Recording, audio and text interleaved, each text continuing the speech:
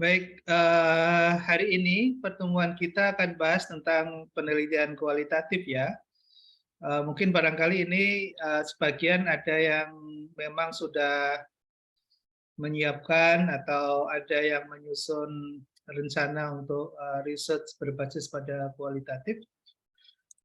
Nanti di pertemuan minggu depan kita akan bahas dengan pendekatan kuantitatif ya. Baik.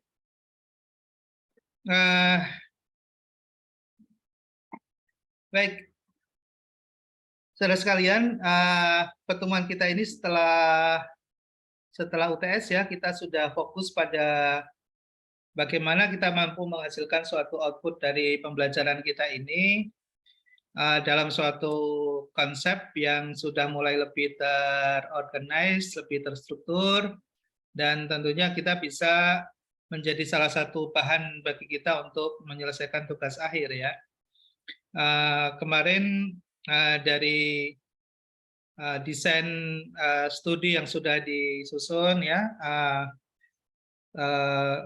relatively sudah cukup bagus ya, sudah saya lihat sudah ada semacam mainframe bagaimana menyiapkan suatu riset ya, suatu studi dari desain yang sudah tersampaikan. Ya, memang sebagian ada yang sudah mencoba untuk menyusun desain studi berbasis kualitatif, ada yang kuantitatif. Kebetulan untuk materi kita siang ini kita akan sedikit bahas tentang penelitian kualitatif, walaupun nanti pada prakteknya pada saat nanti untuk penyelesaian tugas akhir misalnya kita akan kembalikan ya kepada akademik ya, apakah kualitatif ini menjadi salah satu metode yang diperbolehkan atau mungkin dibatasi pada pendekatan tertentu yang misalnya kuantitatif ya, kita akan kembalikan ke akademik kita ya di program pasca ini gitu. Namun kalau misalnya nanti diperlukan, kita bisa mengembangkan sebetulnya pendekatannya itu lebih kepada dua pendekatan, itu akan sangat bagus ya, kualitatif dan kuantitatif. Nanti mudah-mudahan saya bisa bantu sedikit share ya tentang pendekatan yang saat ini lagi tren ya, lagi hot issue gitu ya di berbagai perguruan tinggi, terutama untuk program pasca. Jadi pendekatan kualitatif dan kuantitatif ya, kual-kuan istilahnya gitu. Pendekatannya kual-kuan. Oke, baik. Mungkin ada beberapa ciri yang membedakan ya antara penelitian kualitatif dan kuantitatif. Saya tidak perlu menjelaskan secara definitif karena ini sudah advance ya. Kita sudah pada bagaimana mempraktekkan suatu konsep dan teori dalam tataran praktek untuk menyusun suatu rencana studi, suatu rencana riset, suatu rencana penelitian, kajian gitu ya, dengan berbasis pada dua jenis pendekatan, yaitu kualitatif dan kuantitatif. Nah, kalau yang kualitatif cirinya apa sih? Mungkin kita akan bisa melihatnya dari ciri untuk kemudian menyimpulkan ini termasuk penelitian kualitatif atau kuantitatif gitu ya. Dari ciri-ciri kita akan bisa melihat itu. Yang pertama, ada subjek yang diteliti berkedudukan sama dengan peneliti. Nah, ini agak sedikit berbeda ya, ketika kita melakukan studi dengan pendekatan kuantitatif, pasti objek yang kita teliti harus terpisah betul gitu ya, harus terpisah betul. Jadi nggak boleh kemudian masuk si peneliti secara subjektif dalam proses penelitian terhadap objeknya gitu ya. Tapi kalau di penelitian kualitatif itu di situ ada hal yang sama antara subjek gitu ya dengan subjek yang diteliti bekerjasama dengan peneliti. Jadi tidak sebagai objek yang lebih rendah kedudukannya. Jadi ketika kita melakukan sebuah riset berbasis pada kualitatif itu antara pelaku gitu ya dengan peneliti biasanya berkedudukan sama. Contoh misalnya kita ingin melakukan sebuah studi dampak sosial dari penggusuran misalnya ya, dari penggusuran suatu daerah tertentu gitu ya. Lalu kemudian kita masuk ke dalamnya, kita juga di situ ada proses membaur untuk mengetahui gitu ya, untuk mengetahui bagaimana sebetulnya perasaan mereka yang digusur, kemudian bagaimana dampak terhadap ekonomi mereka, bagaimana dampak terhadap sosial gitu ya, dampak misalnya terhadap pendapatan mereka, dampak terhadap hubungan kekeluargaan dan sebagainya, gitu ya. Jadi ketika kita melakukan sebuah riset yang menggunakan pendekatan kualitatif, peneliti biasanya masuk ya ke dalam suatu proses itu, ya tidak memisahkan diri. Kemudian yang kedua, ciri yang lain adalah data yang dikumpulkan dalam kondisi yang asli, ya. Jadi natural setting. Kita nggak melakukan sebuah intervensi, ya. Kita tidak melakukan suatu intervensi. Jadi betul-betul yang kita lihat itu, yang kita kumpulkan, data yang mau kita olah, menggunakan data asli, ya, alamiah. Nah, kalau sudah masuk ke intervensi, maka di situ sudah ada dalam penelitian yang lebih advance ya, misalnya eksperimen gitu ya, eksperimen. Jadi penelitian kualitatif juga berbasis pada eksperimen juga bisa ya. Jadi kualitatif eksperimen, ada kualitatif fenomenal ya, fenomenologi, ada etnografis gitu ya. Jadi misalnya kita ingin mengetahui bagaimana suatu budaya tertentu dalam suatu komunitas masyarakat tertentu, misalnya di situ kita mengumpulkan data dan melakukan apa adanya ya, tanpa melakukan intervensi. Nah, kemudian ciri yang ketiga, peneliti sebagai alat penelitian. Jadi peneliti sebagai alat penelitian.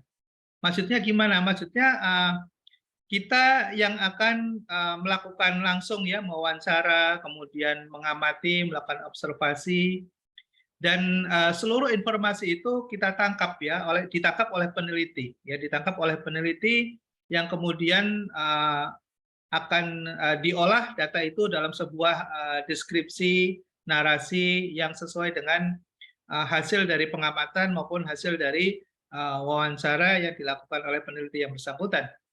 Ciri yang keempat ya, data yang dikumpulkan berupa kata gambar gitu ya, bukan angka ya. Jadi kalau kita meneliti dengan berbasis pada kualitatif ya, kita lebih kepada misalnya kita ingin menangkap suatu fenomena di suatu etnis tertentu misalnya ya, hubungan kekerabatan di suatu suku tertentu atau etnis tertentu misalnya, bagaimana mereka membentuk suatu kekerabatan dan hubungan relasi antar anggota komunitas satu dengan yang lain dan sebagainya itu. Nah, kita cukup dengan mengambil gambar-gambar, kemudian kita bisa mengcapture perasaan mereka gitu ya, ungkapan-ungkapan mereka, kata-kata mereka dan sebagainya, yang kemudian kita deskripsikan dalam bentuk suatu tulisan ya, dalam suatu tulisan. Itu kualitatif. Nah, penelitian kualitatif lebih mengutamakan proses daripada hasil. Jadi makanya kualitatif biasanya lebih panjang waktunya. Ya, waktu penelitiannya lebih panjang karena dia harus mampu merekam dari proses suatu fenomena itu dalam kondisi tertentu. Nah, kondisi tertentu itu kan biasanya sangat dipengaruhi oleh iklim, oleh waktu, oleh musim, oleh ya siklus dalam suatu siklus tertentu dan sebagainya. Sehingga waktunya sangat terikat ya, sangat terikat dengan prosesnya, sangat terikat dengan waktu. Itu penelitian kualitatif. Jadi kalau kita melakukan suatu riset yang berbasis pada kualitatif, waktunya kadang tidak terukur ya. Bisa 6 bulan, bisa 1 tahun gitu ya. Nah, berbeda misalnya dengan penelitian kuantitatif gitu ya. Kalau kuantitatif asal datanya tersedia, kita bisa mengolah gitu ya. Mungkin 1 bulan bisa selesai gitu ya. Tapi kalau penelitian kualitatif nggak mungkin ya. Lalu apa yang ada ciri yang keenam adalah apa yang ada di balik tingkah laku manusia merupakan hal yang pokok bagi penelitian kualitatif. Jadi lebih pada pendekatan human ya, human approach. Jadi di situ kita biasanya akan melihat pada gerakan orang, gitu ya, pada tingkah laku, pada behavior, gitu ya, pada suatu budaya tertentu. Maka penelitian kualitatif itu biasanya digunakan untuk ilmu-ilmu sosial, ya, untuk ilmu-ilmu sosial. Karena memang sangat relevan, misalnya di studi keagamaan, misalnya, atau studi bahasa, misalnya, atau studi di untuk humaniora misalnya ya. Jadi penelitian kualitatif menjadi salah satu pendekatan yang tepat gitu ya. Lalu ciri yang lain mengutamakan data langsung ya, first hand.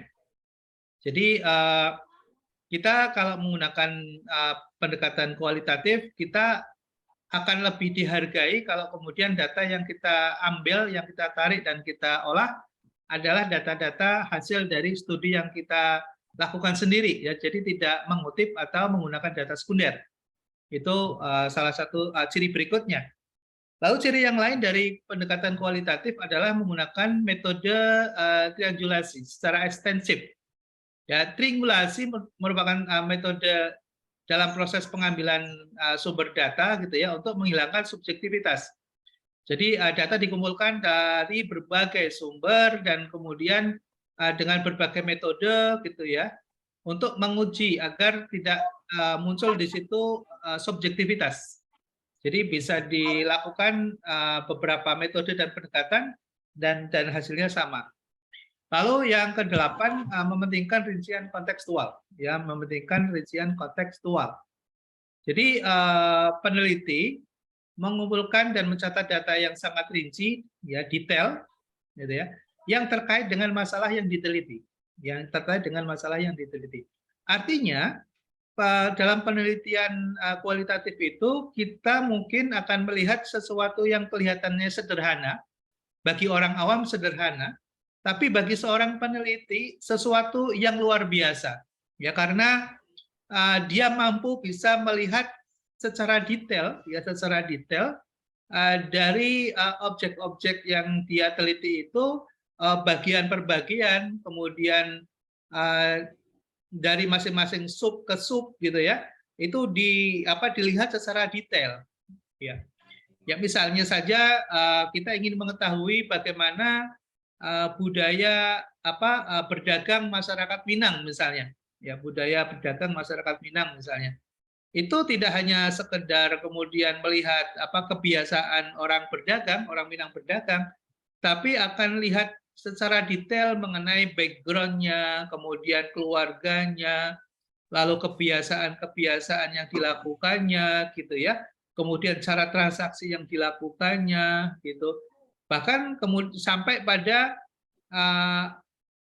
detail pada apa yang menjadi habit ya, menjadi habit atau menjadi kebiasaan-kebiasaan kecil yang muncul dari objek yang diteliti itu ya, sampai detail. Ya. Oke, Mas Agus. Berikutnya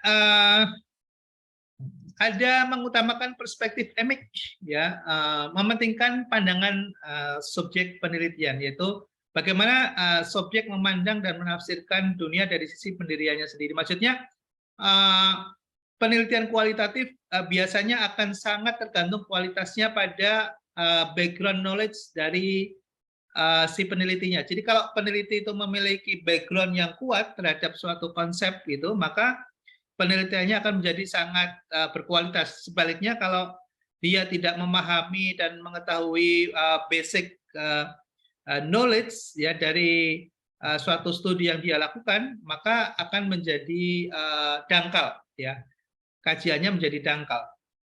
Lalu verifikasi ya, menguji kebenaran data.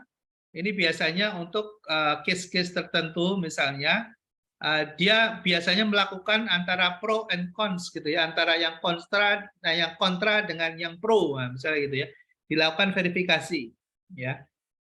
Lalu ciri yang lain adalah menggunakan sampel gitu ya, pengambilan sampel dilakukan secara purposif. Jadi jarang yang menggunakan random ya. Kalau di pendekatan kuantitatif kita akan mengenal random sampling ya, sampling yang kita ambil secara acak gitu.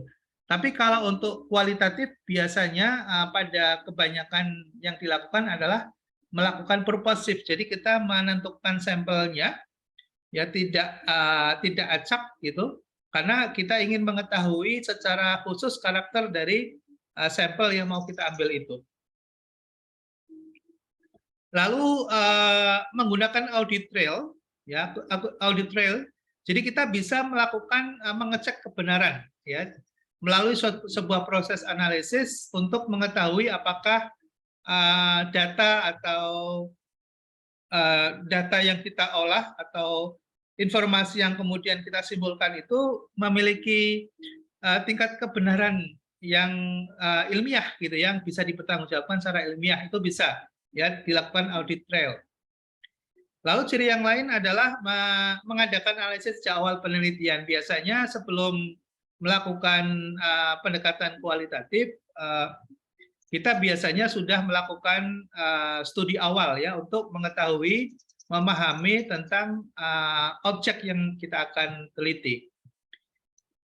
Lalu teori-teori yang digunakan biasanya dalam pendekatan kualitatif menggunakan teori-teori dasar ya, grounded theory ya, menggunakan grounded theory. Nah, alur dalam penelitian kualitatif, kalau kita bisa lihat di dalam slide, selalu muncul ya bahwa yang akan menjadi pintu masuk dalam suatu studi baik kualitatif maupun kuantitatif sama, yaitu lewat sebuah permasalahan gitu ya, lewat problem ya, lewat problem.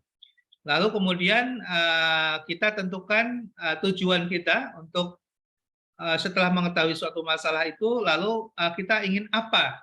Kita ingin apakan masalah itu gitu ya. Kita ingin ketahuikah atau kita ingin analisiskah gitu ya, atau kita ingin memberikan solusikah gitu ya. Ya, tergantung ya dari tujuan penelitian yang ingin dilakukan terhadap problem yang muncul itu.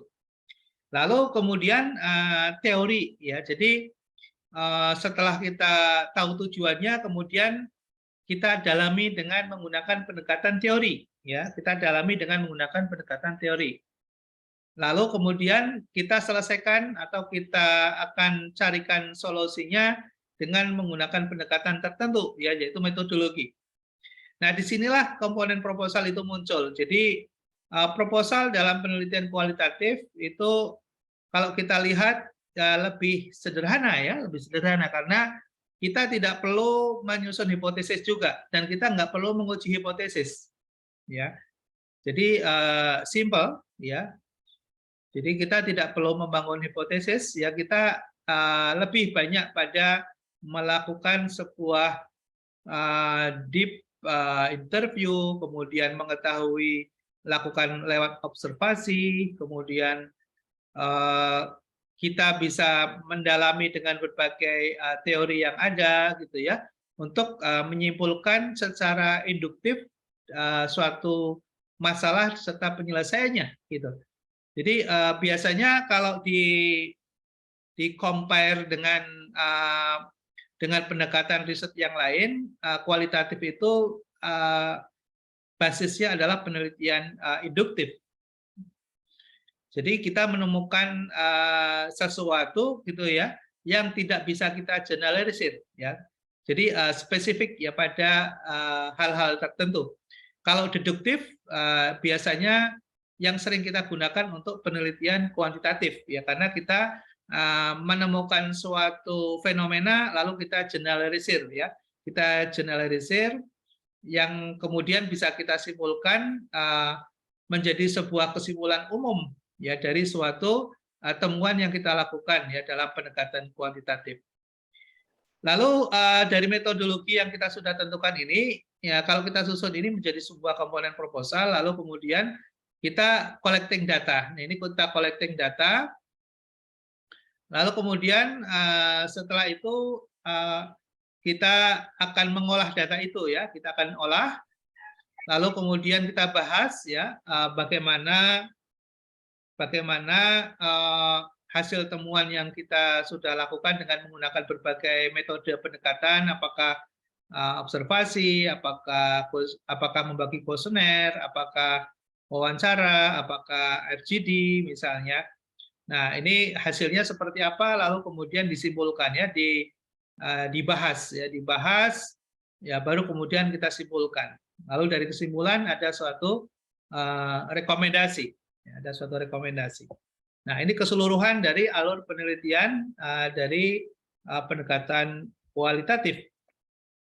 Nah, saudara sekalian, coba kita lihat dalam suatu perumusan judul untuk penelitian kualitatif. Ada beberapa hal yang perlu diperhatikan kalau kita misalnya memilih pendekatan kualitatif gitu ya untuk menyelesaikan suatu studi ya, tugas akhir misalnya. Nah, judul yang harus ditulis dengan kalimat pernyataan ya, bukan pertanyaan. Jadi kalau kita ingin menyusun suatu studi dengan pendekatan kualitatif, maka kita buat suatu kalimat judul yang berbentuk statement ya, pernyataan ya, bukan pertanyaan.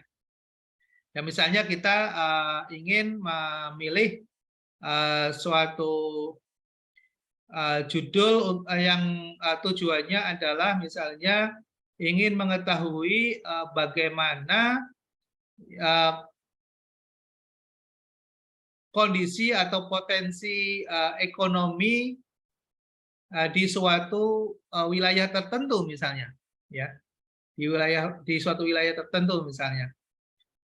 Misalnya kita ingin mengcapture atau mendeskripsikan suatu potensi ekonomi yang ada di suatu wilayah misalnya, ya, dengan judul misalnya potensi ekonomi wilayah, potensi ekonomi Kabupaten Banyumas misalnya, potensi ekonomi Kabupaten Sukabumi misalnya. Ya, jadi statement bahwa di situ kita ingin mengungkap potensi ekonomi di wilayah Sukabumi atau di daerah Sukabumi itu seperti apa misalnya. Jadi di situ adalah sebuah statement. Judul harus jelas ya, singkat, tepat ya, tidak perlu banyak ya, tidak perlu panjang gitu ya. Kita cukup menjelaskan substansi ya, mewakili dari substansi dari studi yang mau dilakukan. Ya. Judul harus berisi konsep-konsep yang akan diteliti. Ya, kalau misalnya kita ingin meneliti suatu keterkaitan atau relasi gitu ya, relasi antar objek yang diteliti misalnya, maka kita mesti harus tulis di dalam judul. Ya, misalnya kita ingin tahu secara umum kita ingin mengetahui potensi ekonomi di Kabupaten Sukabumi misalnya, lalu kita ingin ambil secara spesifik misalnya potensi ekonomi misalnya industri mikro ya, atau industri kecil ya di wilayah Sukabumi. Nah, berarti kita sudah membuat sebuah batasan konsep ya, yang kita ingin eksplor atau yang kita ingin ungkap itu adalah potensi ekonomi yang bagaimana, oh, ekonomi di industri kecil misalnya. Nah, di situ sudah mulai membuat batasan limitasi judul yang lebih spesifik gitu ya. Industri kecil, jadi potensi ekonomi industri kecil di Kabupaten Sukabumi. Lalu misalnya kita ingin lebih spesifik lagi, karena industri kecil itu kan banyak ya, industri kecil yang bergerak di sektor perdagangan ada, yang bergerak di sektor pengolahan ada, ya, di sektor pertanian juga ada gitu ya. Nah, lalu kita ingin lebih spesifik lagi dalam studi kita misalnya, maka dibuat batasan lagi, ya, dibuat konsep yang lebih teliti lagi. Misalnya potensi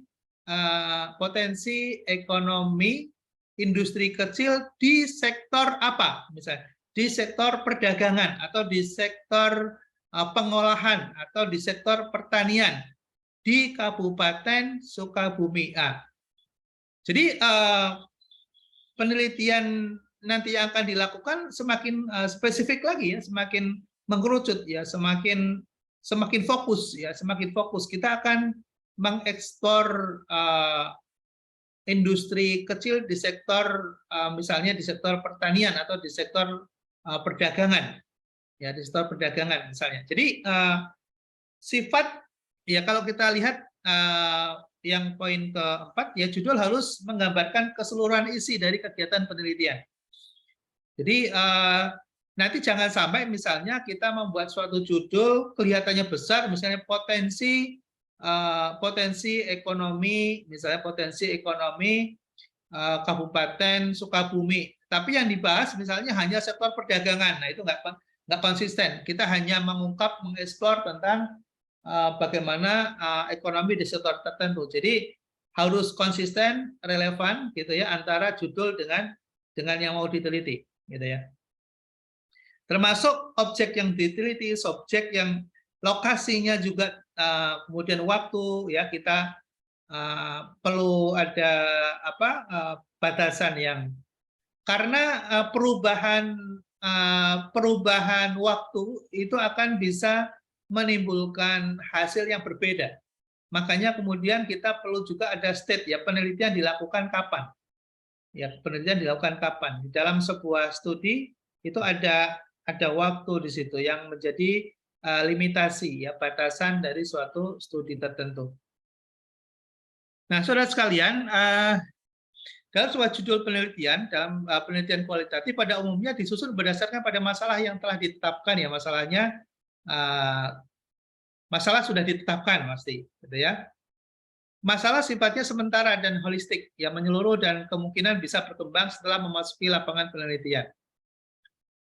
Ya, masalah bisa berkembang, ya, masalah bisa berkembang. Judul dalam penelitian kualitatif tidak mencerminkan variabel. Jadi beda dengan kuantitatif ya. Kalau kuantitatif, ketika kita menentukan ya judul, itu ada konsekuensi terhadap variabel tertentu yang akan kita teliti. Ya, misalnya kita mau meneliti tentang hubungan, misalnya hubungan gitu ya, hubungan antara performance suatu entitas bisnis tertentu, gitu ya, misalnya dengan kualitas SDM-nya misalnya. Jadi misalnya gini ya, kita melakukan sebuah studi gitu, analisis misalnya korelasi kinerja keuangan PT X gitu terhadap misalnya, atau korelasi antara kinerja dengan kualitas SDM misalnya, itu yang sederhana kayak gitu misalnya. Jadi di situ ketika kita mengatakan kinerja, maka itu adalah suatu variabel yang harus diukur, yang harus diteliti.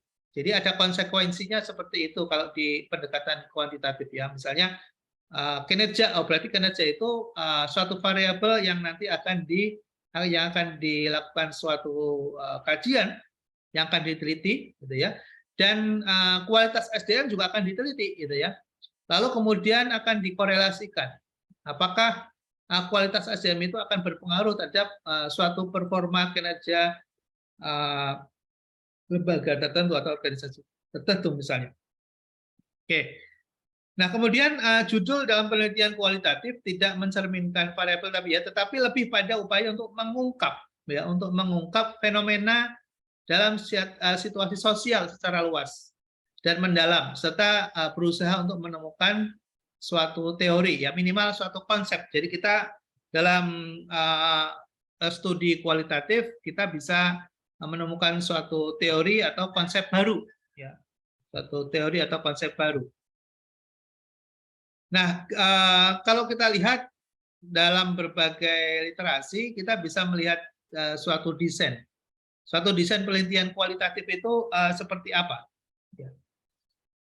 Kita bisa lihat misalnya di bab 1, ya, di bab 1 ada semua bersama, ya, baik di kualitatif maupun kuantitatif, adalah pendahuluan. Di pendahuluan itu ada latar belakang masalah seperti umumnya studi yang lain juga, ya, identifikasi masalah. Kemudian ada pembatasan masalah karena dalam aktivitas sosial ekonomi pasti masalah itu sangat luas dan sangat berkaitan satu dengan yang lain. Sehingga perlu ada fokus, kita akan studi atau riset di masalah apa, ya, di fokusnya di apanya. Ya, contoh misalnya bicara tentang tadi, ya, contoh misalnya potensi ekonomi industri kecil di sektor pertanian di Sukabumi misalnya. Nah, tentunya kompleksitas masalah atau kompleksitas data dan kompleksitas dinamika dan fenomena dari baik di sisi di sisi geografisnya, di sisi demografisnya, di sisi psikografisnya, gitu ya, kan sangat kompleks itu. Nah, untuk kemudian kita bisa lebih melakukan penajaman, gitu ya, dalam suatu studi, kita akan fokus di apanya, ya, potensi di apanya, apakah potensi demografisnya, apakah potensi di geografisnya, apakah potensi di psikografisnya, perilakunya misalnya, perilaku masyarakatnya misalnya, ya, jadi potensi itu bisa dilihat dari berbagai perspektif. Nah, kita sebagai peneliti misalnya ingin meneliti di sebelah mananya, gitu ya. Apakah dari sisi tadi demografisnya, ataukah dari sisi potensi geografisnya misalnya. Ini harus fokus, ya, harus fokus. Nanti saya kasih contoh, ya. Kebetulan saya lagi studi untuk dengan pendekatan kualitatif kuantitatif untuk di 4 provinsi, ya, di Jawa Barat, Jawa Tengah, Jawa Timur, dan Sulawesi Selatan. Ya, melakukan studi tentang potensi ekonomi, ya, tentang potensi ekonomi. Nanti saya coba lihatkan biar punya gambaran pendekatan kualitatif, ya. Tapi untuk membicarakan dalam perspektif ekonomi, maka menggunakan kuantitatif. Nggak mungkin menggunakan kualitatif murni. Kecuali kita background studi kita misalnya ilmu sosial. Nah, kalau ilmu sosial kita bisa menggunakan kualitatif murni. Tapi untuk studi ekonomi, ya, untuk studi ekonomi, maka akan muncul angka, ya, muncul angka, dan angka itu harus dilakukan analisis dengan pendekatan kuantitatif. Makanya dalam bahasa yang keren sekarang ini adalah pendekatannya kualitatif kuantitatif, ya, kuan-kual atau kual-kuan, ya, kual-kuan. Nanti saya lihatin, ya, saya lihatin. Oke, ya, latar belakang masalah. Nah, ketika kita akan menyusun dengan pendekatan kualitatif, jadi nanti kita akan combine, ya, kita akan combine, biar kita bedanya tahu dulu mana yang kualitatif dan mana yang kuantitatif, ya. Baru setelah itu kemudian kita gunakan pendekatan ini untuk menyelesaikan masalah-masalah ekonomi, ya, masalah-masalah ekonomi.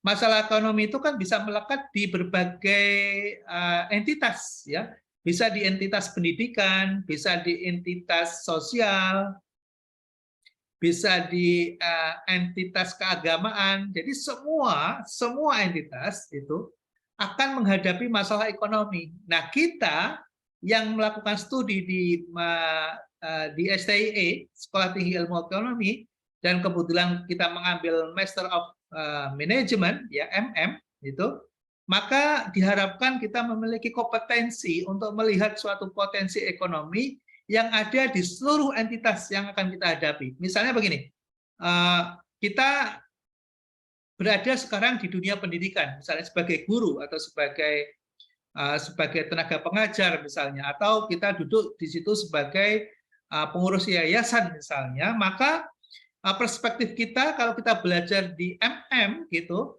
maka kita akan melihat gitu ya, perspektif ekonomi dari entitas yang kita sedang jalankan, yang sedang kita hadapi. Ya, jadi misalnya begini, kita di dunia pendidikan misalnya, pendidikan, perspektif ekonomi yang bisa kita gunakan untuk melihat bagaimana agar pendidikan ini sustain, bagaimana agar pendidikan ini bisa berlanjut.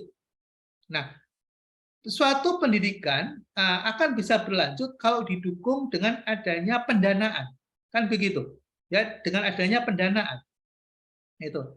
Nah, dana dan sumber dana itu kan bermacam-macam, ya. Ada yang judulnya hasil dari kegiatan operasional, mendapatkan pendapatan. Ada yang berasal dari iuran, ya. Itu juga sumber pendapatan. Ada yang berasal dari sumbangan. Jadi iuran dengan sumbangan beda. Nah, ini juga Anda harus tahu nih apa namanya terminologi dasar dalam pendekatan ekonomi, gitu ya. Ada yang bentuknya adalah berupa pembayaran, payment. Ya, payment itu terjadi karena adanya transaksional bisnis. Misalnya saya kuliah di MM, misalnya saya kuliah di MM. Karena saya mendapatkan jasa, maka saya membayar. Ya, payment, maka saya membayar. Nah, STE Gizi itu mendapatkan yang namanya revenue, namanya income, ya, yang namanya income, gitu ya. Nah, lalu ketika kita awal bergabung di STE Gizi misalnya, kita membayar misalnya uang pembangunan, gitu ya, uang pembangunan. Yang kita bayarkan itu namanya iuran. Kenapa? Kita melekat pada pada suatu entitas karena kita di situ akan menjadi anggota atau keluarga besar atau akan terikat dengan entitas itu. Makanya kemudian kita mengiur. Kalau kita tidak terikat, biasanya tidak ada iuran. Ya, itu harus dibedakan nih. Ya, jadi kalau kita sebagai orang ekonomi harus memahami terminologi ekonomi, gitu ya, sehingga ketika kita akan bicara bagaimana meningkatkan misalnya agar bisa bertumbuh dan bisa sustain berkelanjutan, gitu ya, maka harus didukung dengan sumber pendanaan yang memadai entitas itu. Nah, ketika kita bicara seperti itu, maka kita menggunakan pendekatan ekonomi namanya, ya, pendekatan ekonomi itu. Tadi saya cerita tentang tadi apa namanya sumber revenue, ya, atau seringkali sering disebut dengan revenue stream, ya, revenue stream, ya. Jadi gelombang pendapatan itu munculnya dari mana saja, gitu. Ada iuran, ya kan? Tadi ada berupa income, pendapatan, penghasilan, pendapatan, gitu ya. Ada sumbangan, ya, ada sumbangan, ada hibah, ya, ada hibah, ada modal juga, ya, ada modal yang distorkan, gitu ya, ada modal yang distorkan, ada fee, honor, ada fee, jadi macam-macam. Nah, variasi dari pemahaman terminologi itu akan memberikan kita suatu strategi bagaimana meningkatkan revenue stream tadi itu agar bisa mendukung organisasi kita itu sustain, ya, sustain ke depan, gitu. Itu contoh, ya, itu contoh. Jadi cara berpikir Bapak Ibu sekalian, saudara-saudara sekalian, ketika masuk ke Magister Management itu yang kita pikirkan di sini, gitu ya, bukan misalnya bagaimana memperbaiki kurikulum, bukan itu, karena itu ada di bagian Magister Pendidikan MPD nanti, ya. Atau misalnya Bapak Ibu berpikir misalnya bagaimana cara misalnya menyusun scheduling misalnya, atau misalnya menyusun statuta misalnya, atau bagaimana kita misalnya bicara tentang misalnya melakukan kerjasama misalnya, ya. Jadi bukan di kurikulumnya, bukan di, tapi kita akan bicara bagaimana mengangkat entitas atau lembaga pendidikan itu ya agar bisa bertumbuh dan bisa sustain. Nah, itu cara-cara berpikir ekonomi gitu ya. Lalu kemudian cara-cara itu baru kita akan lakukan dengan pendekatan apa ya? Apakah menggunakan pendekatan pemasaran, apakah dengan menggunakan pendekatan operasional, apakah akan menggunakan pendekatan SDM, apakah akan menggunakan pendekatan keuangan, finance ya, financial management. Nah, disitulah yang perlu dipahami oleh mahasiswa dan juga nanti kalangan akademiks gitu ya, yang ada di program Pascasarjana Magister Management gitu ya, untuk melihat yang relevan, penelitian yang relevan itu yang seperti apa gitu, yang seperti apa. Karena saya khawatir kalau ini tidak saya sampaikan, saya punya tanggung jawab moral akademik gitu ya. Karena saya bukan bagian dari pengambil keputusan. Yang ambil keputusan kan nanti di bagian akademik ya, boleh dan tidak boleh. Tapi kalau tidak punya mainframe, nanti khawatir ya kita kejebak dalam arah yang salah gitu. Kita masuk ke MM ini untuk apa? Ya. Kita masuk ke MM itu adalah untuk memberikan sumbangsih pemikiran dalam pengambilan keputusan di bidang ekonomi dan bisnis ya, di bidang ekonomi dan bisnis gitu. Ya, oke. Saya lanjutkan lagi. Ke latar belakang masalah di dalam penelitian kualitatif ya, dalam penelitian kualitatif. Nah, ada kita tentunya ingin mengeksplor ya di dalam latar belakang masalah dalam suatu penelitian itu, ingin menunjukkan ada permasalahan apa, ya, ada permasalahan apa yang kemudian menjadi suatu tanda tanya besar ya, suatu pertanyaan, atau ada question research ya, ada research questions yang kemudian membutuhkan suatu jawaban ya, membutuhkan suatu jawaban. Nah, disitulah yang kita perlu ungkap fakta-fakta dan data awal yang kita temukan di objek yang kita mau teliti itu. Ya, misalnya begini. Ini karena saya dengar katanya sebagian ada yang berbackground di pendidikan gitu ya, biar nanti agak relevan gitu. Misalnya gini, kita berada di suatu entitas lembaga pendidikan misalnya ya, apakah itu di sekolah dasar, SMP, SMA, atau mungkin di pendidikan tinggi. Ada suatu masalah misalnya, ini kok perguruan tinggi tidak mengalami suatu pertumbuhan ya, tidak ada kemajuan gitu ya, tidak progresif gitu ya, tidak progresif. Ini kenapa? Ya, itu kan suatu masalah ya. Misalnya ini 2 tahun dan 3 tahun yang lalu seperti kondisinya seperti ini, tidak berubah misalnya. Nah, perubahan itu sebetulnya kan sangat kompleks ya, persoalannya sangat kompleks ya. Bisa aja mungkin sumber permasalahan itu muncul karena SDM-nya ya kan gitu. Bisa muncul juga karena faktor permodalannya gitu. Nah, tantangan kita sebagai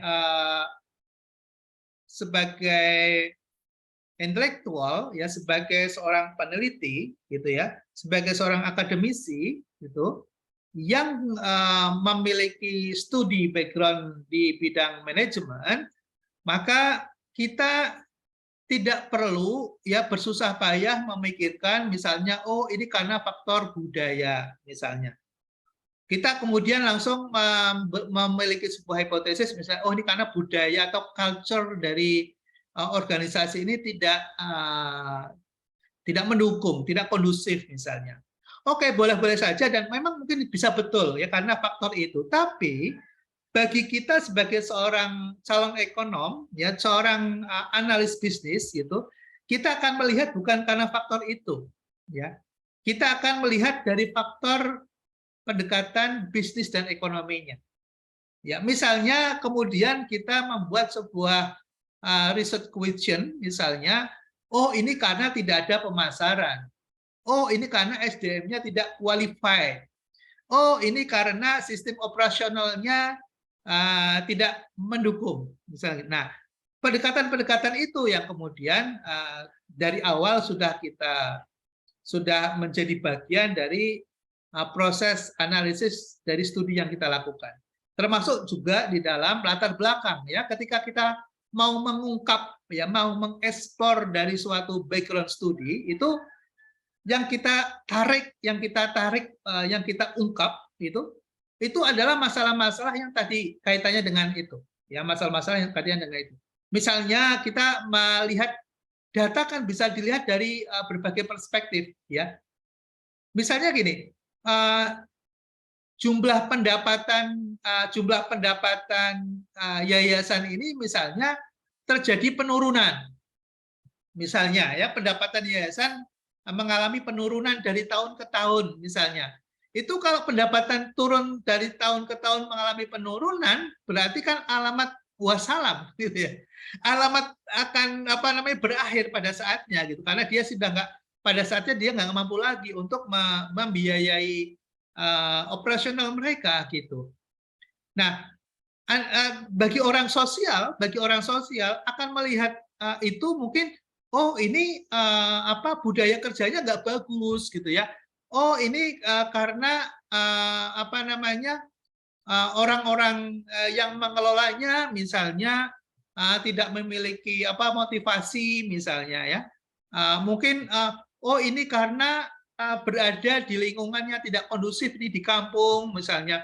Oh ini di suatu wilayah. Jadi Anda mengaitkan dengan suatu budaya tertentu, mengaitkan dengan suatu lokasi tertentu misalnya, suatu wilayah tertentu, maka itu adalah pendekatan sosial ya. Nah, itu bukan cara penyelesaian bagi seorang ekonom ya. Nah, Anda sebagai calon seorang ekonom, seorang analis bisnis, lihatnya dari perspektif bisnis. Itu yang saya tekankan. Termasuk data-data nanti yang akan mau diekspor di dalam background riset Anda. Ya. Jadi data-data tentang tadi misalnya adanya penurunan pendapatan, itu pendekatan ekonomi itu. Anda bicara faktanya di situ misalnya. Atau jumlah siswanya semakin kecil. Nah, jumlah siswa itu apa? Itu kan pasar, ya. Itu kan konsumen. Jadi kalau jumlah siswa misalnya semakin sedikit dari tahun ke tahun, semakin mengecil, menurun misalnya, itu perspektif ekonomi Anda bicara begitu.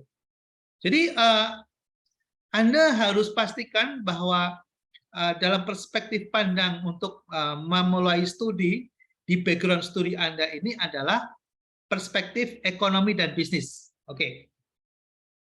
Nah, saudara sekalian, berikutnya di bab 2 nanti Anda akan menyusun tentang tinjauan pustaka ya, kerangka teoritis. Ya, tentang teori. Nah, di sini kita butuh butuh berbagai referensi ya, ini tantangan ya, kalau kita tidak banyak membaca, kita tidak banyak mendapatkan literasi, maka knowledge kita menjadi sangat terbatas. Nah, sebagai seorang pembelajar dan sekaligus sekarang adalah akademisi ya, masyarakat akademis, karena Bapak Ibu sekalian, saudara sekalian adalah bagian dari masyarakat akademis, maka tugas utama adalah membaca. Ya, tugas utamanya adalah membaca. Nah, kalau kita tidak pernah membaca, maka bisa dipastikan referensi kita menjadi sangat terbatas. Nah, padahal di dalam pendekatan, kalau kita menggunakan pendekatan kualitatif, maka ini harus sangat kuat. Ya, background literatur review-nya harus sangat kuat. Ya, literatur review-nya harus sangat kuat. Oke ya. Nah, kalau kita sudah bisa mengungkap tentang referensi, tentang literatur, nah referensi dan literatur ini ya yang di sini, saudara sekalian, jangan lupa juga kita harus membaca riset atau studi-studi yang memiliki tema atau isu yang sama dengan yang kita sedang kerjakan. Karena khawatir kalau kita tidak membaca atau mereview dari studi atau riset yang terdahulu, yang kemudian mirip dengan tema kita, misalnya, maka kalau Anda tidak cukup jeli, cermat, bisa terjadi duplikasi, ya, terjadi duplikasi. Nah, kalau duplikasi tulisan itu terjadi, maka itu salah satu indikator plagiat, ya, indikator plagiat. Nah, kalau kemudian menjadi indikator plagiat pada saat nanti Anda akan propose menjadi karya Anda dalam karya ilmiah Anda, misalnya akan dipublish ke jurnal, atau Anda misalnya akan dijadikan sebagai bukti penyelesaian tugas akhir tesis misalnya, dan ternyata mirip dengan punya orang lain, gitu, maka risikonya Anda siap-siap untuk dibatalkan gelar akademik Anda, gitu ya. Kalau kemudian tiba-tiba ada yang menggugat, seperti kasus di UGM, mungkin kita mendengar ya, cukup ramai, gitu ya, di perguruan tinggi besar, gitu, yang kemudian dia harus menanggalkan gelar doktornya, gitu ya, karena disinyalir tulisannya itu mirip ya dengan tulisan orang lain. Jadi sudah diwisuda, sudah dapat gelar, gitu, harus dilepas gelarnya, ya. Untung tidak diproses pidana, ya, hanya diberikan sanksi pada pencabutan gelar akademis. Tapi kan malu, gitu ya. Tapi kan malu, gitu. Nah, ini yang juga perlu diperhatikan ya oleh saudara sekalian pada saat nanti akan menyusun di literatur review-nya. Nah, metode penelitian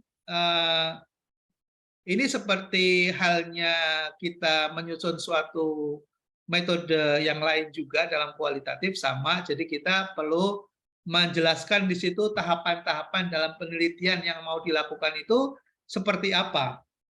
Ya, apakah misalnya untuk mendapatkan data itu perlu ada interview, perlu ada observasi, perlu ada FGD misalnya, kemudian metode pengolahan datanya nanti seperti apa, gitu ya.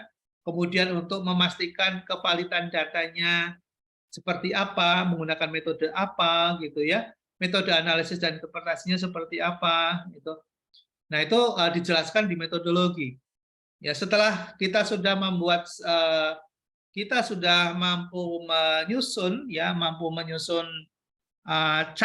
teknik atau langkah-langkah dalam studi yang kita mau lakukan, gitu ya, langkah-langkah studi yang mau kita lakukan, maka baru kemudian kita olah, ya, kita analisis dan kita bahas, kemudian kita tulis, gitu ya, tentunya kita akan deskripsikan dalam bab 4, ya, dalam bab 4.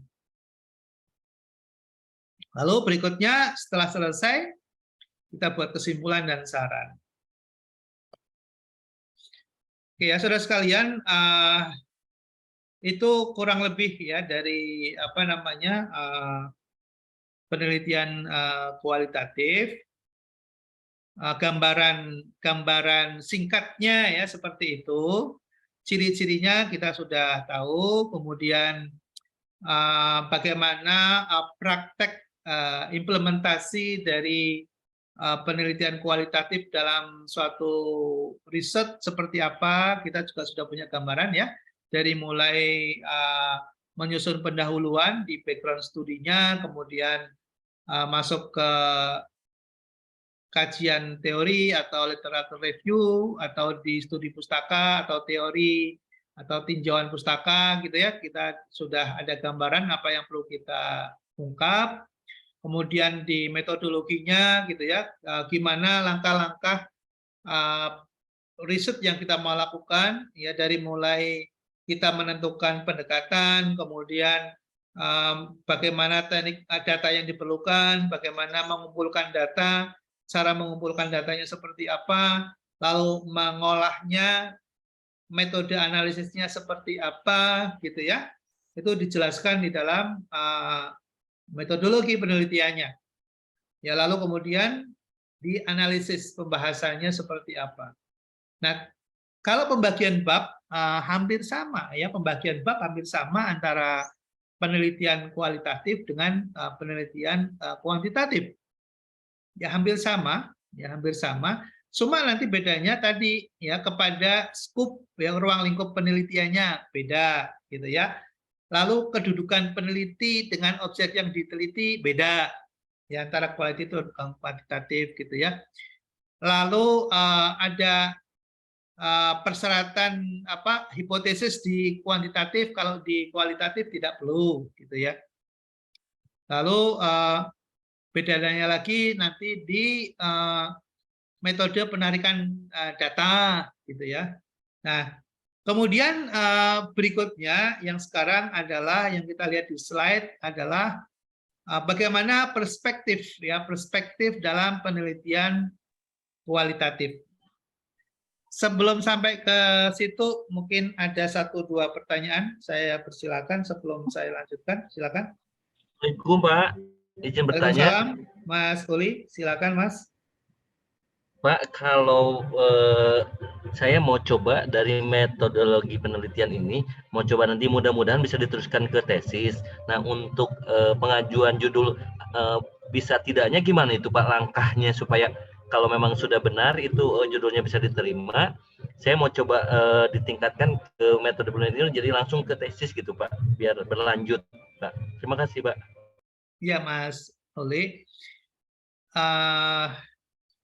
Jadi kalau di akademik kan ada aturan akademik ya, ada peraturan akademik. Nah, peraturan akademik itu salah satunya adalah ada yang namanya pedoman, ya guidance ya pedoman. Nah, pedoman nanti akan menjelaskan, misalnya pedoman penyusunan tesis misalnya.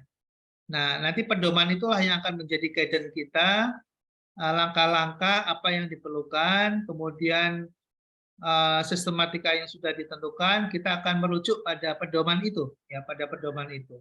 Nah, nanti tinggal ditanyakan saja ke bagian akademik, kira-kira apakah di pasca sarjana MMPG ini sudah ada pedomannya atau belum, gitu ya. Kalau sudah ada, tinggal diikutin aja, gitu ya, diikutin aja dari mulai pengajuan judul. Seperti apa, kemudian form yang perlu diisi apa, lalu kemudian ditujukan kemana gitu. Lalu nanti di akademik akan diolah dan akan dilakukan proses ya, proses penentuan judul. Nanti ada pembagian ke dosen pembimbing gitu ya.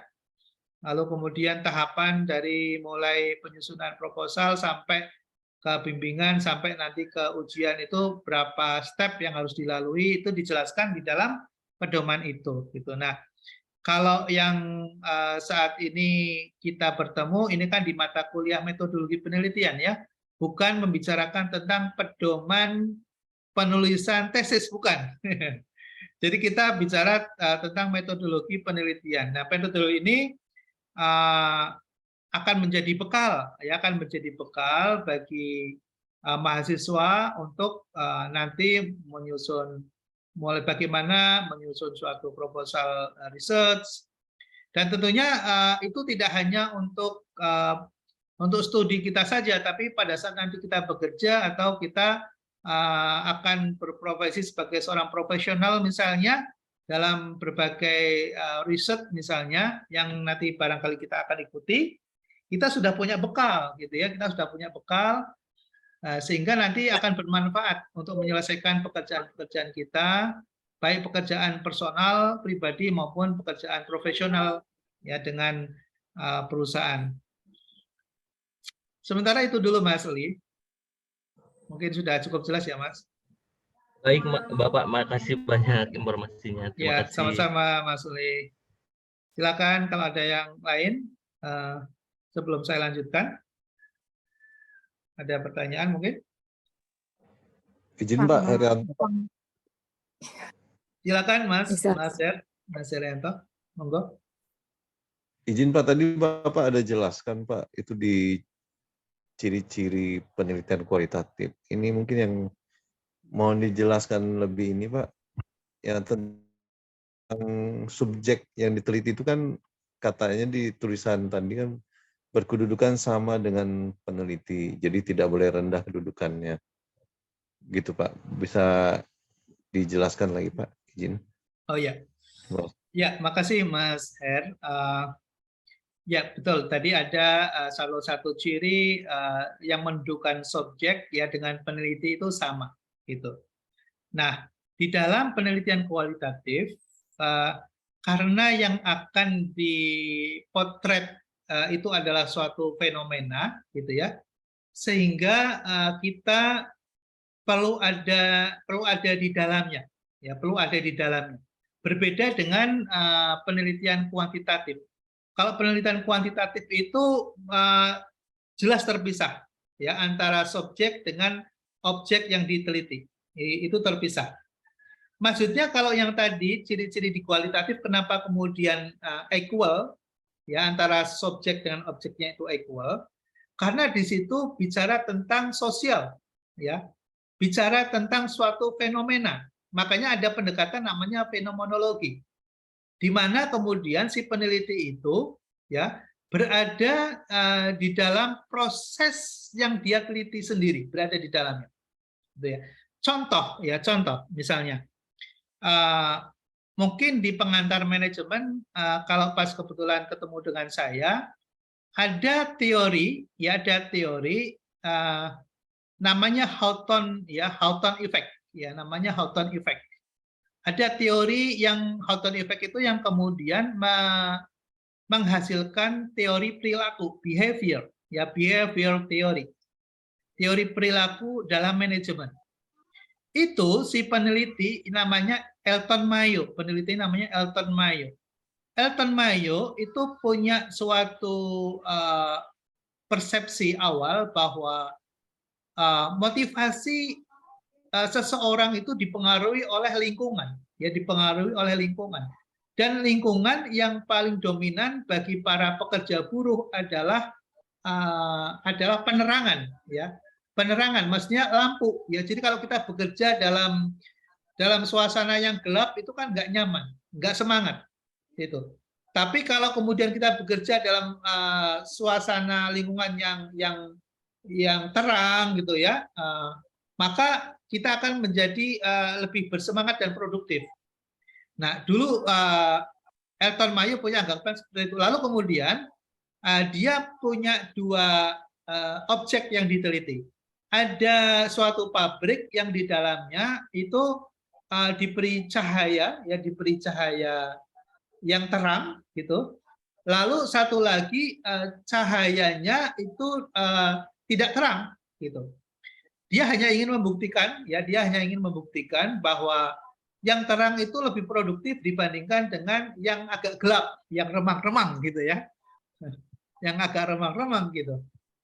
Nah, Elton Mayo sebagai peneliti itu kan tidak melihat dari luar, tapi dia ikut di dalamnya. Dia ingin mengamati bagaimana perilaku orang-orang yang bekerja di dalam gedung yang tertutup dengan ruangan yang cukup, gitu, dengan ruangan yang agak gelap tadi, gitu.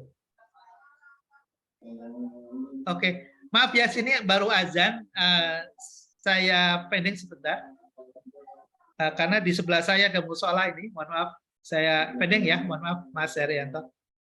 Saya untuk yang lain juga selesai azan saya mulai lagi. Ya Pak.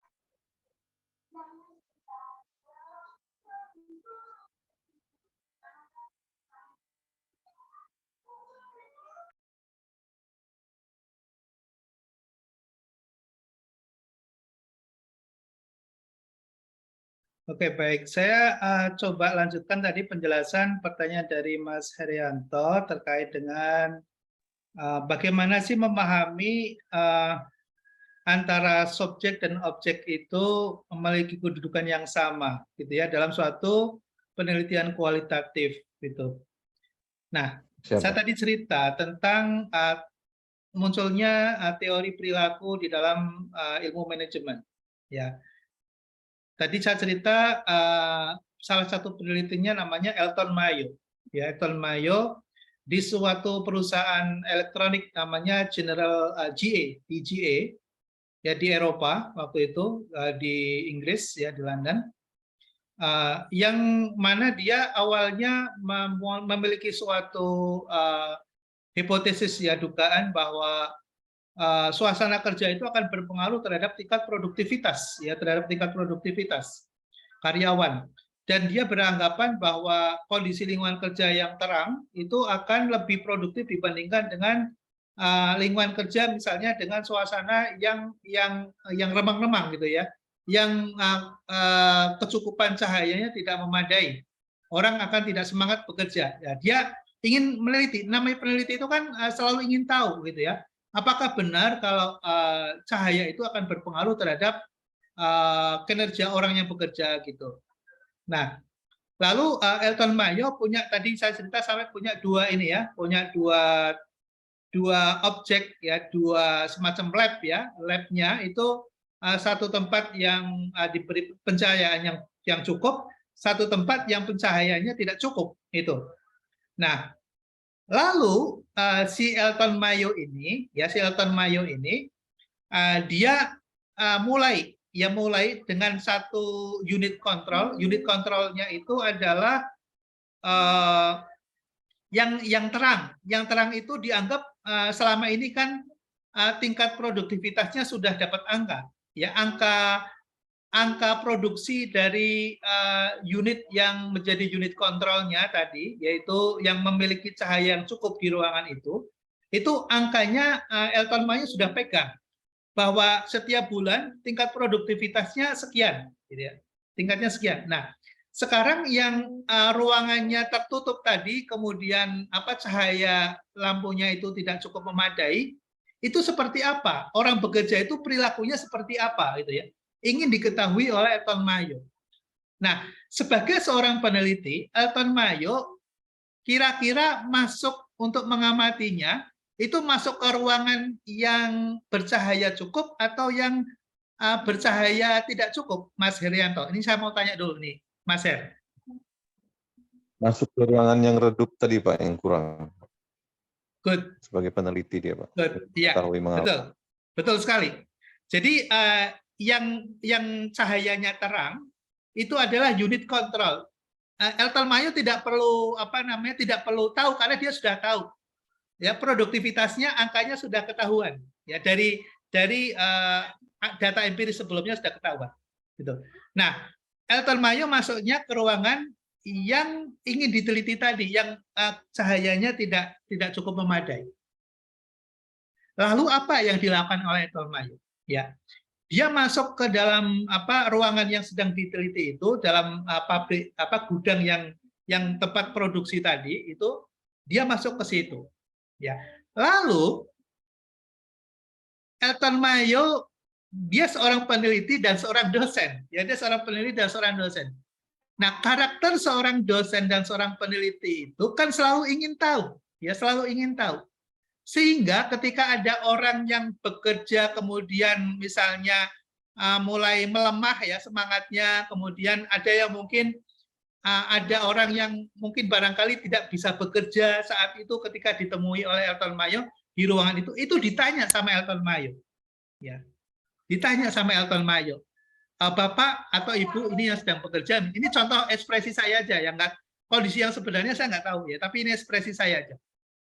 Jadi Elton Mayo menanyakan, kenapa Bapak atau Ibu tidak bekerja? Nah, lalu dijawablah sama yang bekerja tadi, yang tidak terlalu bersemangat tadi. Dia cerita, saya meninggalkan anak di rumah sendirian, sedang sakit. Anak saya sedang sakit, Pak. Anak saya sedang sakit. Saya memikirkannya, apakah dia sekarang sudah makan atau belum, gitu ya. Nah, lalu sebagai seorang peneliti dan seorang dosen muncul intuisi, rasa human-nya muncul, rasa humanity-nya muncul ya, rasa kemanusiaannya muncul. Lalu ditanya, tinggalnya di mana Bu? Tinggalnya di mana Pak? Gitu. Saya tinggal misalnya di belakang pabrik ini, di sini. Oh, iya baik. Gitu. Nah ternyata apa? Setelah selesai bekerja, si Elton Mayo itu mendatangi dan mencari rumah tadi ibu tadi yang dikasih tahu tadi, yang anaknya sedang sakit. Lalu dia ke situ bawa obat. Dia ke situ menanyakan gimana kondisinya. Lalu disuruh berobat, dikasih obat. Gitu. Nah, besoknya lagi orang itu berangkat kerja bersemangat. Ya, bersemangat.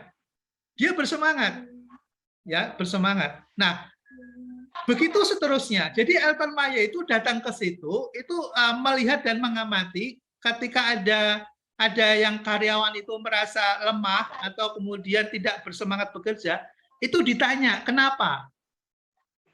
Nah, itu suatu fenomena yang kemudian dicatat oleh Elton Mayo. Dan apa yang terjadi? Saudara sekalian, hasil dari studinya Elton Mayo itu kemudian tiba-tiba setelah jangka waktu yang sudah ditentukan selesai risetnya, ternyata yang redup tadi, yang kondisinya redup tadi, ya produktivitasnya, Mas Herianto tebakan yuk, tebakan Mas Herianto. Iya Pak, monitor Tinggi Pak, yang mana monitor. Mas? Siap. Antara yang cahayanya terang dengan cahaya yang redup tadi. Yang terang Pak, izin. Nah, ternyata apa yang dipikirkan oleh Mas Herianto itu sama dengan para industrialis pada saat itu. Jadi dipikirkannya bahwa apa namanya fasilitas yang bagus itu akan mendorong seseorang untuk bekerja secara lebih produktif. Teori yang berkembang adalah teori sains, teori manajemen ilmiah atau teori manajemen klasik yang waktu itu tokohnya adalah Robert Owen namanya. Tokohnya adalah Robert Owen. Nah, sejak ada Elton Mayo itu, menjadi berubah. Ternyata apa yang dipikirkan oleh Mas Herianto, seperti halnya dipikirkan oleh para industrialis pada saat itu, ternyata tidak benar. Gitu Mas Herianto. Ternyata yang redup tadi, produktivitasnya jauh lebih di atas. Tinggi. Iya. Siap. Elton Mayo sendiri bingung Mas Herianto. Apalagi Mas Herianto yang jawab, ya kan? Dia sendiri sebagai peneliti bingung. Ini kok bisa lebih tinggi hasilnya gitu. Dan dia, Elton Mayo, Mas Herianto, dia tidak bisa menjawab, menemukan konklusi dari penelitian dia. Dia menganggap dirinya gagal. Kenapa? Hipotesanya salah. Hipotesanya seperti Mas Herianto tadi, bahwa yang terang itu pasti akan hasilnya maksimal. Siap. Ternyata yang terjadi tidak demikian. Lalu, apakah selesai sampai di situ? Tidak. Ada yang namanya Munzberg, ya. Munzberg orang Jerman itu membaca hasil risetnya Elton Mayo tadi, dibaca, diperhatikan, diulang-ulang. Ini menarik. Kenapa? Karena suatu hipotesis bisa salah. Padahal biasanya hipotesis itu akan selalu benar. Karena sudah memiliki dasar teori dan konsep yang matang. Apalagi seorang ilmuwan. Tapi kenapa ini hipotesisnya Elton Mayo bisa salah? Ini menarik bagi Munzberg. Lalu dibaca. Barulah dia menemukan kata kuncinya, Mas Herianto. Menemukan kata kuncinya, dan kemudian dia menyimpulkan ya bahwa yang membuat orang-orang yang bekerja di bawah penerangan yang tidak begitu bagus tapi kemudian termotivasi bekerja sangat produktif adalah karena perilaku dari Elton Mayo itu, Mas Herianto. Ya, Pak. Ya, jadi orang-orang yang bekerja di situ menganggap bahwa Elton Mayo itu adalah mandor mereka. Pada saat itu tahun 1800-an masih apa namanya budaya perbudakan masih sangat kuat di Eropa. Ya, budaya perbudakan masih sangat kuat. Yang namanya mandor, pekerjaannya itu apa, Mas Haryanto? Pekerjaannya adalah marah-marah. Marah-marah, gitu ya. Suka nendang orang, suka nampar orang, gitu ya, dengan kekerasan untuk menyuruh orang lain agar mau bekerja keras. Betul, Pak. Tapi, Mas Haryanto, yang kemudian yang terjadi adalah Elton Mayo yang dianggap mandor karena dia setiap hari datang sebagai peneliti, dia di situ tidak cerita bahwa dia sedang meneliti. Dia menyamakan seperti halnya yang sudah terjadi selama ini. Jadi membaur, ya membaur.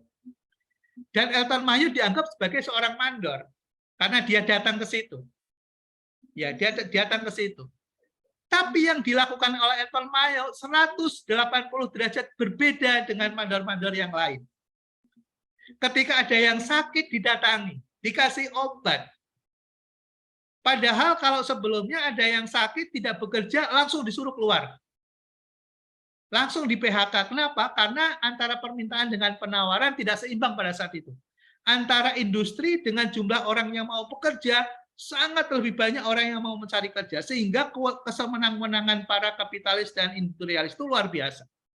Tapi Elton Mayo tidak seperti itu. Dia memanusiakan manusia. Yang sakit diobati, gitu ya. Kemudian yang mengalami kelemahan dikasih semangat, gitu. Nah, disitulah letak kunci yang ditemukan oleh Munsuk bahwa manusia bukanlah faktor produk yang sama dengan faktor produksi yang lain. Jadi pada saat itu teori manajemen mengatakan faktor-faktor produksi itu ada 5. Ada 5. Ada man, manusia, ada material, ada money, ada mesin, ada metode. Ya. Ya. Manusia dan yang faktor yang lain itu sama, kedudukannya sama. Nah, sejak saat itu teori berubah. Bahwa manusia adalah yang paling vital di antara yang 5 itu. Artinya vital adalah yang sangat menentukan dari suatu produktivitas pekerjaan. Bukannya mesin, bukannya modal, tapi manusia. Lalu kemudian muncul yang namanya hubungan manusia. Jadi namanya ada human relationship. Nah, itu teori baru, ya teori baru. Nah, itu penelitian kualitatif, ya tidak tetap menggunakan angka. Angka untuk apa? Untuk mengetahui produktivitas kan menggunakan angka ya, Mas Herianto ya. Siap, betul, Pak. Ya, jadi angka tidak ditinggalkan, tapi sebagai alat bantu, ya bukan sebagai faktor utama dalam suatu penelitian kualitatif. Nah, tadi menjawab pertanyaan Mas Herianto tadi, antara subjek dengan objek dia satu di dalamnya. Baru dia bisa dapatkan sesuatu insight, ya, suatu insight. Misalnya Mas Herianto begini, ingin mengubah misalnya perilaku, misalnya mohon maaf ya, misalnya ada PSK misalnya. Kalau Mas Herianto misalnya ingin mengubah kondisi tanpa melalui sebuah ingin mengetahui bagaimana sebetulnya orang kok bisa masuk dalam sebuah dunia hitam misalnya. Kenapa? Sebabnya apa? Nah, Mas Herianto kalau melakukan penelitian begitu, ya siap-siap aja nanti, wah Mas Herianto biasa pergi ke sini nih ya gitu. Jadi siap-siap. Kenapa? Karena kalau mau meneliti itu, Mas Herianto nggak mungkin dong mau ingin tahu kemudian dari jarak jauh gitu ya. Misalnya lewat telepon gitu, nggak Betul. bisa karena nggak tahu apa yang sebetulnya dialami dan dirasakan, Betul. ya, oleh mereka itu yang terjumus di itu. Betul. Padahal harus masuk ke situ, jadi equal masuk ke situ. Ya walaupun mungkin di situ nggak apa-ngapain, hanya sekedar rokok, ngobrol gitu ya, ini tapi masuk ke situ sehingga Mas Haryanto jadi tahu, oh begini. Kenapa? Ketika mereka menganggap kita adalah bagian dari yang kita teliti, maka akan muncul seluruh informasi itu, Mas Haryanto. Akan muncul seluruh informasi, akan disampaikan. Tapi kalau kita membuat jarak, ya, kita buat jarak, maka kita jangan berharap dapat informasi yang sebenarnya. Ya, itulah penelitian kualitatif. Ya, makanya kemudian kenapa ada fenomenologi, kenapa ada hermeneutika, misalnya. Ya, kemudian ada pendekatan, nanti silakan dipelajari beberapa pendekatan dalam kualitatif. Ada namanya etnografi, komunikasi, dramatisme dan narasi. Ya, ini basisnya adalah ilmu sosial. Ya, basisnya adalah ilmu sosial. Nah, karena ilmu ekonomi itu adalah bagian dari ilmu sosial sebetulnya, makanya saya tidak mengharamkan untuk menggunakan pendekatan kualitatif. Tapi ada tapinya gitu. Karena kita adalah sekolah bisnis, maka tetap harus ada angka. Maka ada kuantitatif. Nanti setelah istirahat ini saya kasih contoh, kebetulan saya sedang melakukan studi juga dengan pendekatan kualitatif kuantitatif, ya. Untuk ILO itu International Labour Organization, ya. Kebetulan saya menjadi salah satu peneliti di situ. Baru mulai bulan Agustus saya join di ILO dan studi di 4 provinsi tadi. Nanti saya lihatkan hasil studinya, ya. Oke ya, sementara kita sampai di sini dulu. Nanti kita lanjutkan setelah istirahat. Oke ya, nanti beberapa literasi dan literatur bisa diklik aja di sini ya. Ini adalah literatur-literatur yang bisa digunakan untuk kita lihat informasi lebih lanjut ya di sini. Ya misalnya kita ingin tahu pendekatan metodologi dalam penelitian, kita klik aja ya nanti kalau sudah punya. Oke ya, muncul kelihatan nggak ya di slide ya?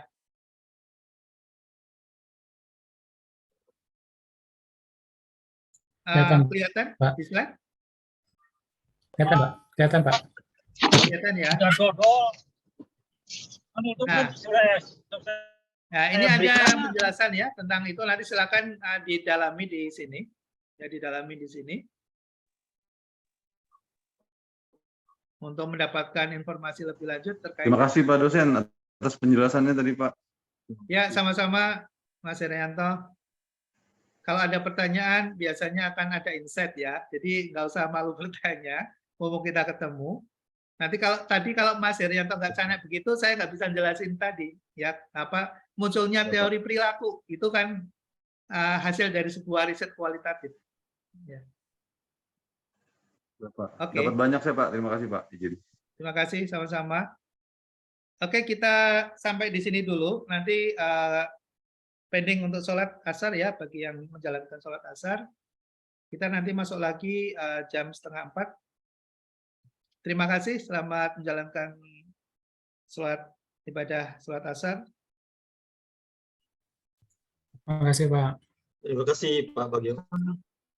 Sama-sama. Assalamualaikum warahmatullahi wabarakatuh. Waalaikumsalam. Nah. Terima kasih Pak. Terima kasih. Sama.